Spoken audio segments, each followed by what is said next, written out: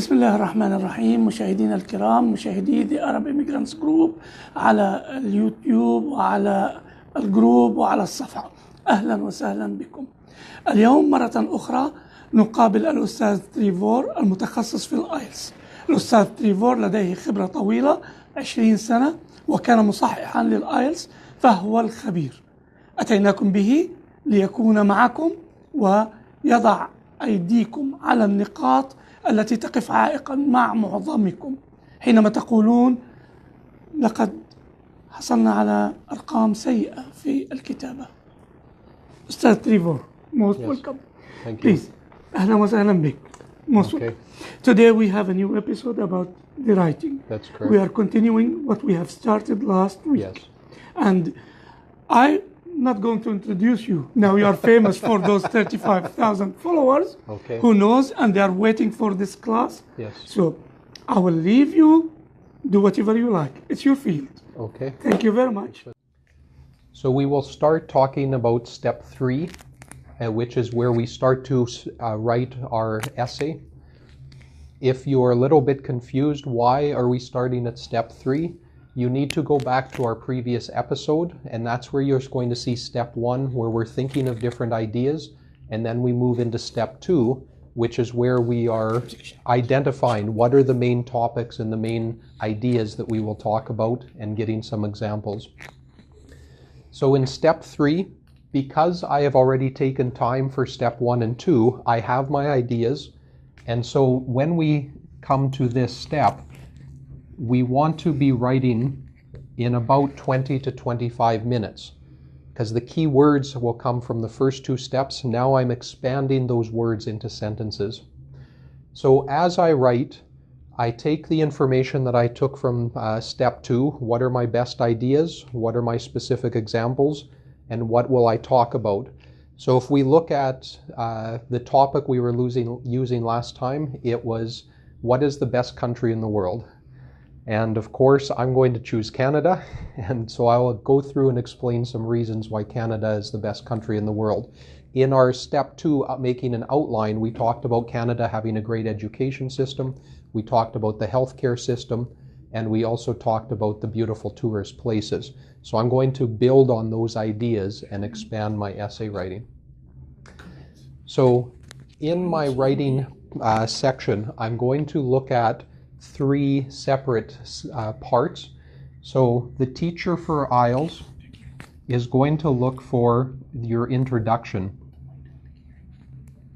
So they're going to be identifying how are you introducing the topic and what will you talk about in this section. There's different ways on how to write this, so I'm going to show you a very quick and easy way this morning or afternoon or evening, depending on where you're watching this. And when you're writing this, you want to write in 3 to 4 sentences. So with your introduction, what many books talk about is a funnel introduction. This is where we have a general sentence, a more specific sentence, and then we have our main sentence, which we will be using to outline what's the rest of the essay about. And so this is called a thesis statement. Again, if this term or this phrase is not familiar with you, go back to our previous episode, and in step 2, that's where I've given you more details about the thesis statement. So if I use the topic, Canada is the best country in the world, in my first sentence, I could say, there are many great countries in the world. So I'm just identifying or introducing the main topic. Then I could say some people believe that Germany or Canada are great countries. And then I would move into my thesis statement. In my opinion, Canada is the best country in the world for 3 reasons. Excellent education, advanced healthcare, and beautiful tourist places.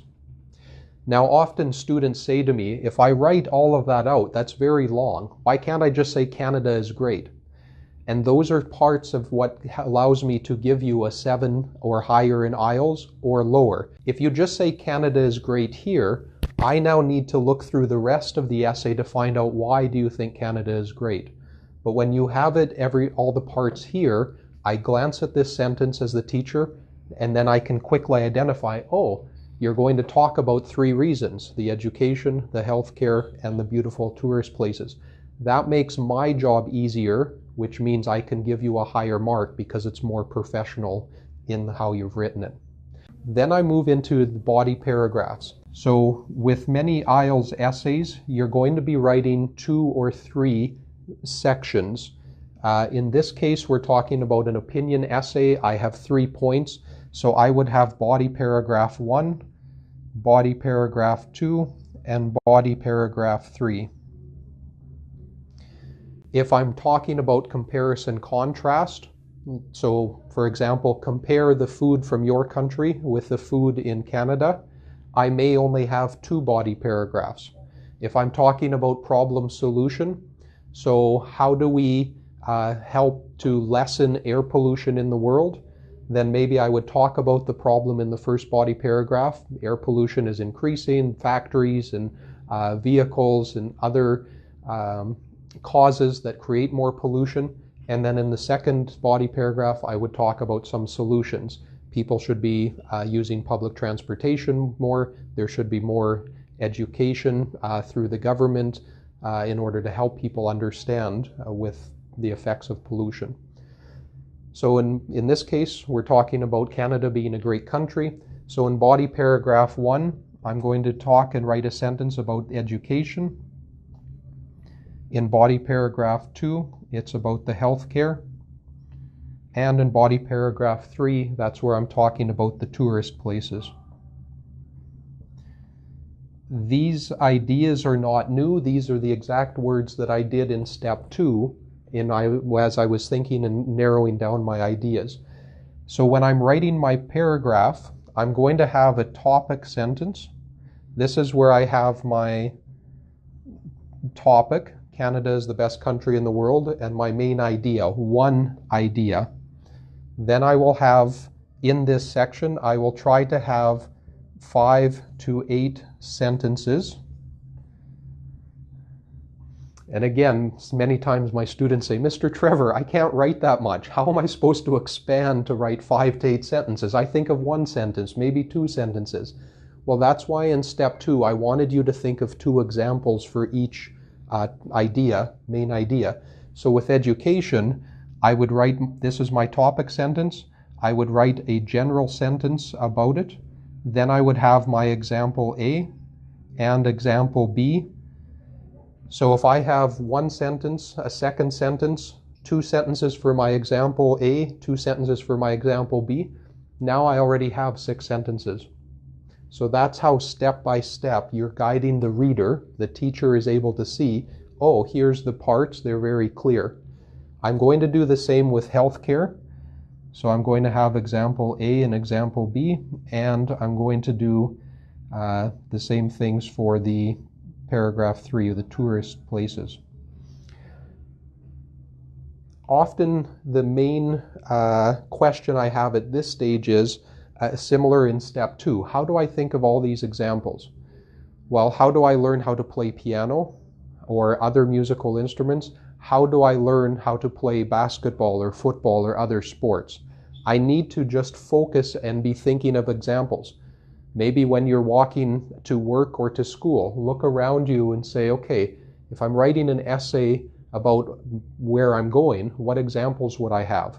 If I'm writing an essay about what's the best country in the world, go to some of the websites that we will give you that give IELTS information and see what are some of the common topics. In fact, we will publish maybe the top 10 common themes, and you'll see many different questions about education, about technology, about the environment, about science, about family.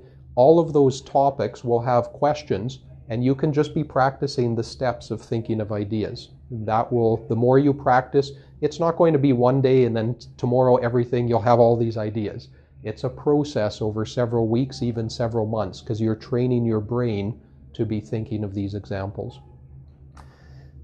So we have our introduction, we have body paragraphs, and I'll move over here so that we can talk a little bit about the conclusion, because I'm running out of room down here. So in your conclusion, in a regular essay in high school or university, your conclusion is also 3 or 4 sentences.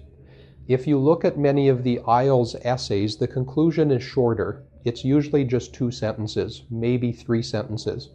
So when I'm writing my conclusion, the main reason I write my conclusion is I'm just going to talk about what did I say in my essay. So I would say here, in summary, or in conclusion,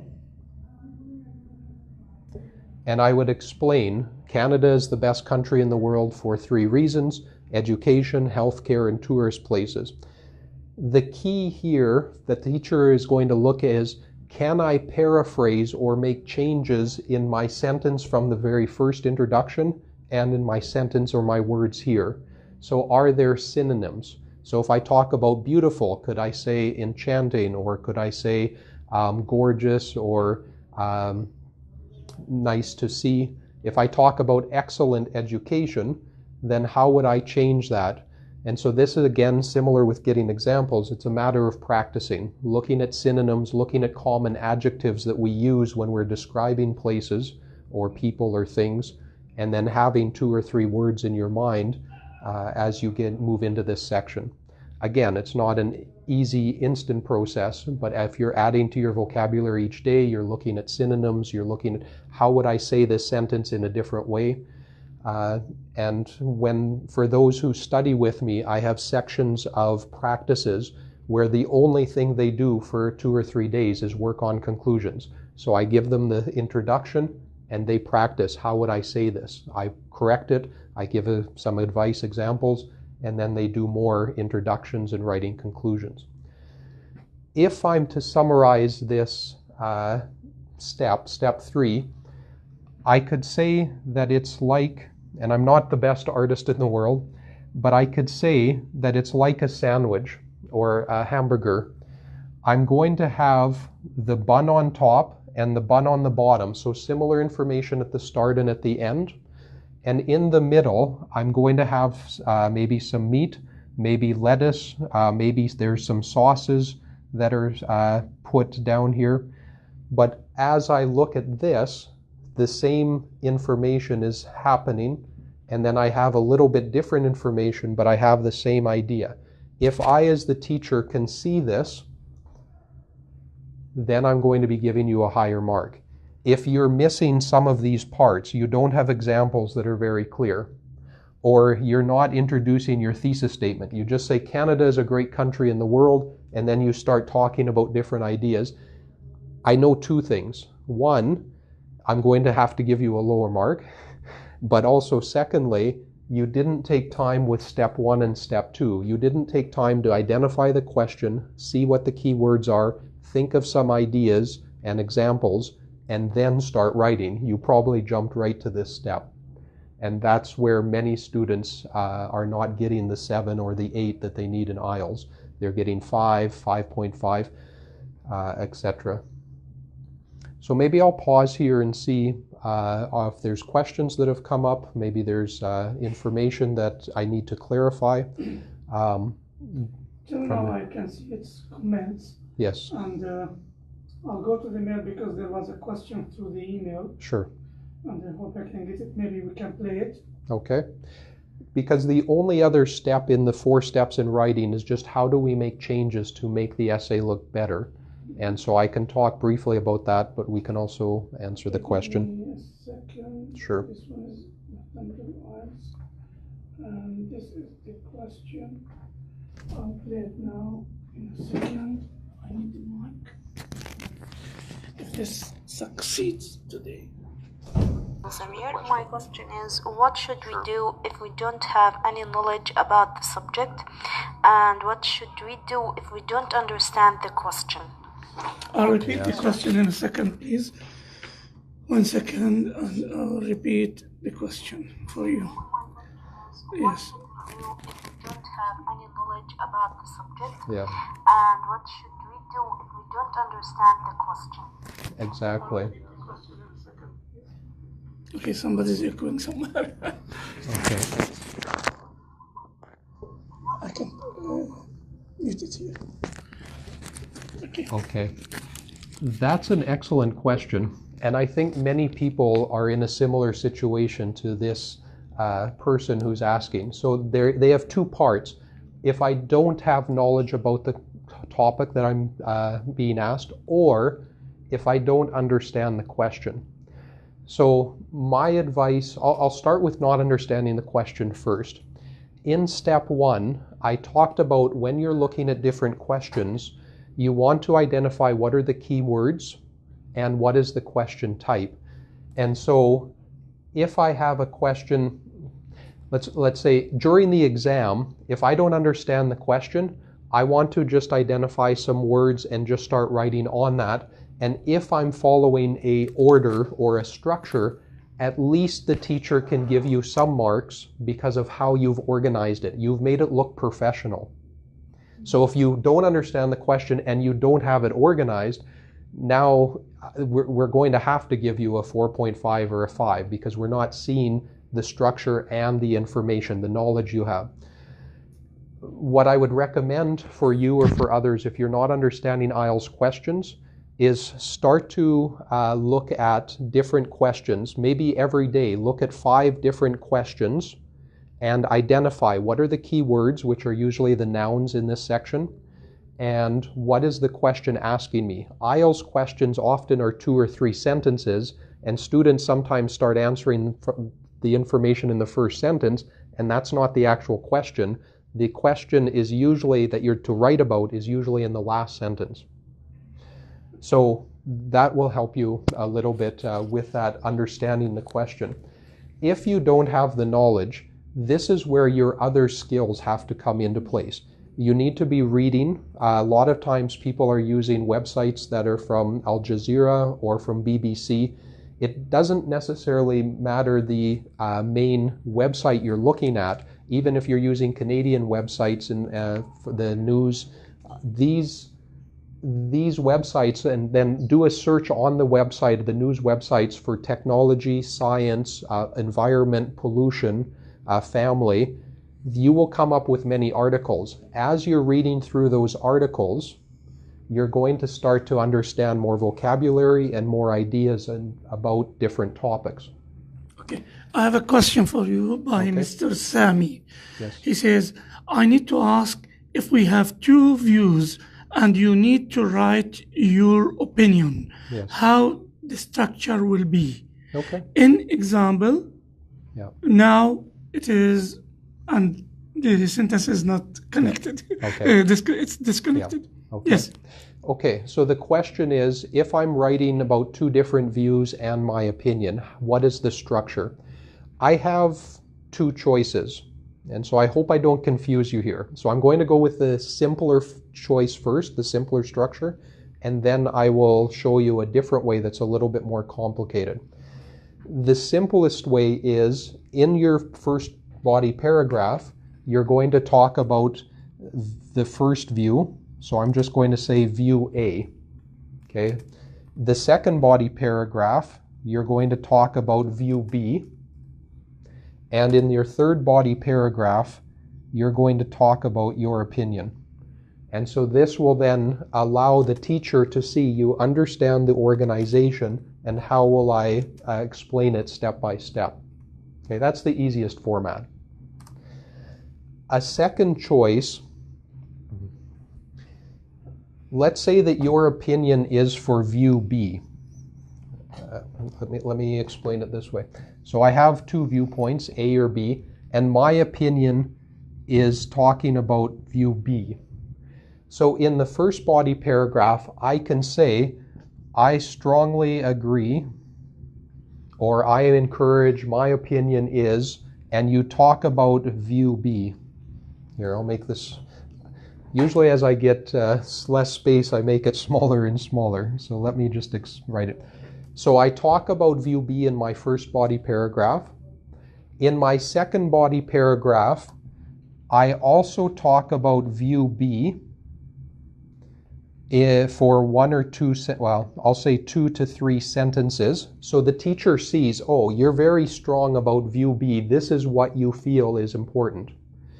But then for part of this paragraph, I talk briefly about view A, and I use the cohesive devices or transition signals on the other hand, however, in contrast. And I talk about this a little bit, and then I go to my conclusion, and in my conclusion, I just repeat that I'm in favor of view B.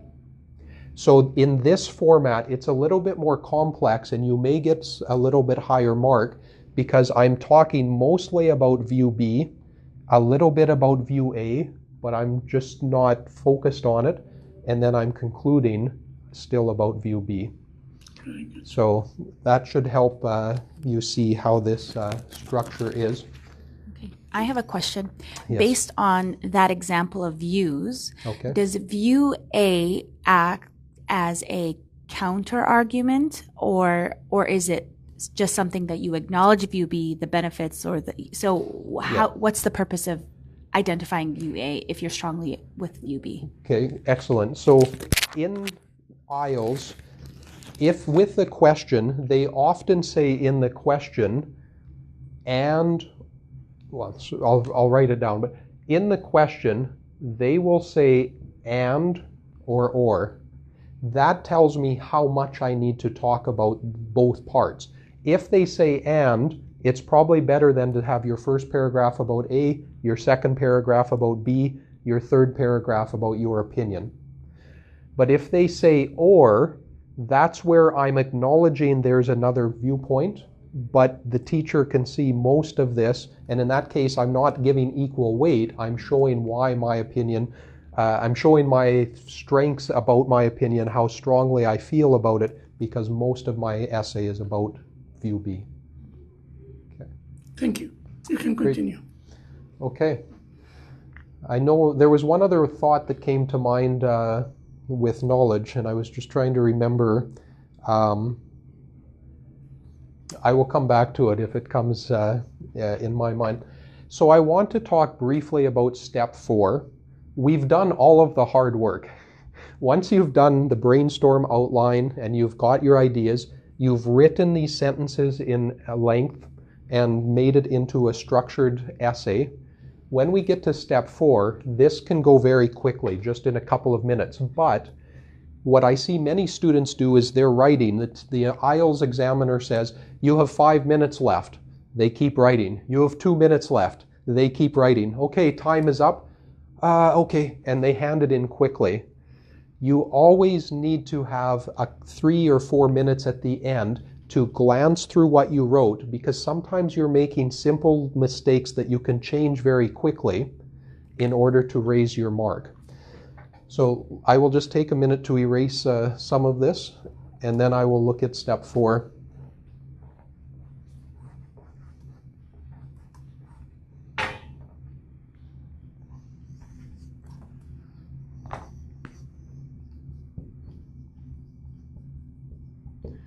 So in step 4, the academic term we use is revise. It basically means when we rewrite. When students are working with me and I'm going through, I actually have them write two different, they write, they send the essay to me, I make comments on it, I send it back. They write the same essay again, making those changes and suggestions I've made, and then they send it back to me and I comment another time. The reason I do that, and if you've done this for 2 or 3 essays, topics, now you've written several times on each topic, now you're starting to imprint in your mind what are the structures, what are the things that a teacher is looking for. With rewriting or revising, so I mentioned that you want to just take a couple of minutes at the very end of the exam, so I'll say 3 to 5 minutes. And whatever country that I'm teaching in, and I've been in different countries and helped students from all around the world that have come to study in Canada at the university, when I ask them, what do you look for? There's always the same 3 things. They always talk about, well, I need to check my grammar. I need to check my spelling. I need to check my vocabulary. I agree that these are important. But this is only part of the total mark of your IELTS. And if you spelled a word wrong during the exam, the last 2 or 3 minutes, maybe you can remember it, but often students don't remember how to spell it correctly.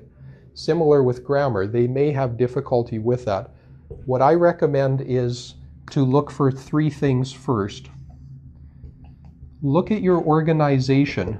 Do you have, and I've erased it now, I should have kept that, I guess, but do you have your thesis statement? Do you have a topic sentence and examples in each body paragraph? Do you have your conclusion where you're repeating information? It's very quick and it's very easy to change. If I see in my introduction I wrote Canada is a great country and then I stopped, at the last 3 or 4 minutes I can go back and add 3 reasons. Again, make it look professional for the teacher. Or if I'm looking through and I realize, oh, I only have 1 example and it's very general, it's very hot or it's very far, then I can go back and I can make changes within that. So look at your organization. Secondly, look at your transition signals. I use this term because often in North America, Canada and the US, we use transition signals. In Britain, and if you look at the IELTS, they talk about cohesive devices. So it's the same idea, it's the same words, same meaning. We're just using different terms for it, cohesive devices. I apologize if that's not as clear. So identify your transition signals. If you look through and you keep saying also, also, also, then change it to also, moreover, furthermore. Or if you said however, however, however. Think about me as a teacher, and maybe this will give you some secrets of the teacher's marking. When we look at your essay, we only have 5 or 7 minutes to mark it. So we look through the essay quickly, we look for these key ideas and key words. If we don't see them, we're going to give you a lower mark. So if I look at essay from one person, however, however, however, another person, however, but, however, and I look at your essay, however, in contrast, on the contrary, right away I think, oh, this is using more academic vocabulary. This is a higher ability from the student, just by those words. So check your organization, check your transition signals, and I mentioned it earlier, but check your examples. Make sure your examples are specific, because this will help to the instructor, the examiner, to understand and give you a higher mark as we look through these parts. Is it clear, and can we understand what you're saying? In this time, also look at your grammar, spelling, and vocabulary, but don't just look at those areas. Look at these other areas to help bring your mark up to a 7 or an 8 in IELTS. So for this second part of the IELTS, on the writing part, because the 4 skills, writing, reading, and listening, and speaking. That's correct. So still we are in the writing. And somebody comes with the question asking, what's the difference between IELTS General and IELTS Academic? Yes. Here we want to see the difference in the writing side, please. Yes, absolutely. Thank you. So the difference is very simple, I can say. I won't write it down, I'll just explain, but maybe we can add this later. With the IELTS General, you have 1 hour and you're doing 2 tasks. The first task is a complaint letter. So maybe a complaint to the bank, a complaint to the restaurant. The second task is the essay. So even in the general IELTS, you will have an essay. The teacher will be looking for your structure, your transition signals, your content, your grammar. In IELTS Academic, we also have 2 tasks. The essay is part of it. So that's why I started by teaching about the essay. It's an IELTS General and an IELTS Academic. But in the academic IELTS, you're going to have a pie chart, so a circle with different percentages. You might have a bar graph or a line graph, and you need to summarize the information from that and then compare, because maybe it'll have several different charts about different countries or about different times, or maybe differences. In one example is the salary in Great Britain, the differences between men and women over several years. And so you're writing down what are the differences and then comparing what do I see that's similar and different in that information. So it's helping you get ready for university, where you'll be doing more of the analytics, the logical thinking of how do I compare and contrast information with percentages or numbers. I can say that it's two axes. One will take the time, say, over something. Yeah. Two variables most That's of the correct. time. Yes. Yeah, because I've seen the new charts which they are introducing, and it's a little complicated. Yeah, some of them there's so many details, and they're testing your ability. Can I summarize this in short sections or themes and then explain and compare? Exactly. I do advise the students or those who are going to take the IELTS academic exam really to practice as more as they can of these charts. First, they will learn. Secondly, they will have, the practice that they don't need time when they answer. That's right. Because if you are under the pressure of the time in the exam, that's where you start losing. Yes. Actually, can I just add to that? Because I remember what I was going to say about knowledge. There's many websites on IELTS on the internet, but there's one that I recommend. We'll post it later because they have many free examples of IELTS writing, both the academic exam and the general. And so they divided it into categories. So they have an essay at level 5, essay at level 6, an essay at level 7. Some of them have teachers' comments also. So by going to that, I can start to see what are other students around the world writing about in a topic, technology, education, family, etc. And I can start to compare. If you compare 5 and 6, you're not going to see much difference. Yes. Teachers will see, but for you as a student, usually so what I recommend, look at a 5, 2 or 3 essays that are 5s, then look at 2 or 3 essays that are 7s. Or if you want a bit higher, look at 6s and 8s in each general or an academic. That will help you understand more. What are others doing and how are they getting the marks of a 7 or an 8 that you need? Okay. Mr. Sami is asking to focus on the conclusion part and tell us about it more. Okay. If we reach the conclusion. Yes. And we have Iman. She's waiting for that website which you are just. Okay. Yeah, I have to mention. Yes, I know. Thank you, Iman, and because we will post towards the end. Yes, and we have to thank the people who contribute with the questions because they are engaging the class. Absolutely, and your questions, you may think you're the only one, but I've heard those questions over and over because around the world, those are very common questions. So any questions you have, please ask us. Yes. And then we can respond. Just write your questions and we will read it here. Exactly. Okay, so with the conclusion, as I mentioned, a lot of IELTS essays only have a very short conclusion. So I'm just going to expand a bit about what I said on how do I make it a little bit different than the introduction. Okay. So let me just write out my introduction, the main sentence in the introduction. So if I talk, and I'm not going to write the full sentence because of space, I'm just going to use the keywords. So Canada, best country, and my ideas for this was excellent education, advanced healthcare, sorry, let's get an L in there, and then beautiful tourist places.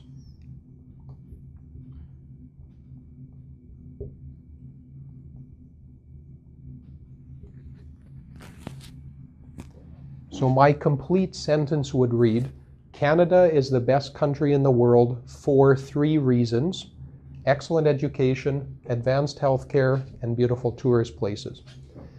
In my conclusion, what I want to look at is, what are some synonyms or other words that I can use? I can't change Canada, okay? And country, I could say nation. And with best, I would look at what else can I say besides best? So greatest or most popular. Okay. With these phrases, maybe I have difficulty changing the word education or healthcare. Those are the main nouns. Usually it's the adjectives that are easier to change. So then I would look and say, how can I change excellent, advanced, and beautiful? Or even with places, I could say sites. Okay? So in my conclusion, I'm just looking at how do I have the same meaning, but I'm changing some of these words a little bit in order to not repeat the exact words that I used in my introduction. If you want more help beyond that, the website that we're going to give you with the different IELTS essays from many students that have written, I would recommend look through some of their conclusions and just compare. And you'll start to see if somebody has a 5 and somebody has a 7 or an 8, you'll see their conclusion is a little bit longer, and maybe it's a summary and it's repeating from the introduction, and they repeat that information in the conclusion. Thank you. That's great. That's great. We are looking for more. I mean, if we have more questions, up to the moment, people are still watching. Yes. Yeah, we have different people from Saskatoon, from Alberta, from other places, and the people from Manitoba and the Gulf area. There are people who are awake and watching us. Okay, that's excellent. Yes. Thank you, Isa Hakim. Oh, Hakima. Yes, thank you. Do you want to continue? Or I think this is a good place to end. I wouldn't mind if I can just post the website where you can purchase my course, or do other whatever ways you of like. contact. You can publish whatever you like. Okay. Yes. So I will just erase this. Okay. So there's 2 ways that people can learn more or do more through the information that I've provided, that where I expand on it. So you can send me.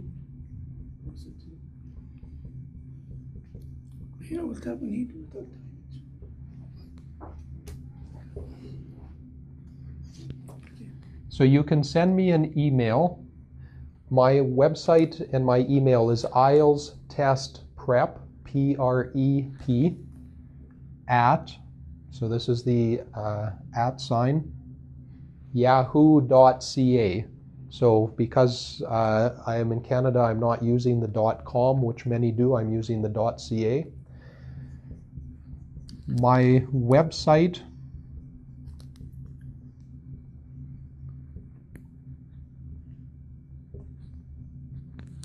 is IELTS Test Prep. You're going to see a theme here. IELTS Test Prep.webs.com. And I have written information about much of what I wrote here. So if some of this is a bit messy or unclear to read, you can find much of this information there. And we just launched a writing course. It was completed this last week, and it can be found at IELTStestprep.teachable.com. So this is a platform, they call it, where different people can publish their courses. And I've just, if you go to IELTStestprep.teachable.com, that will bring you to my course. You can see a brief preview of who I am and get more information about that course. Or you can send me an email and I can direct you to that course. And then on the Facebook page that you're watching now, we will also publish the IELTSblog.com, which is the website I mentioned with all of the writing examples and other free practice. There's 1 or 2 other websites that I highly recommend. IELTS Liz and yes, I know. Yeah, so I will give those, and we will post them so that you can have all of those resources. Because again, there's hundreds of websites out there. Which ones are good or not so good? These are some of the top ones in the world that are highly rated and that would be excellent for resources for you to be looking at and for understanding better. You're right. IELTS Lesson is one of them. I know it. Yes. And really it is informative. Yep. It has in the writing section about 100 questions, I think, Yeah, where it's people very can complete. practice with it.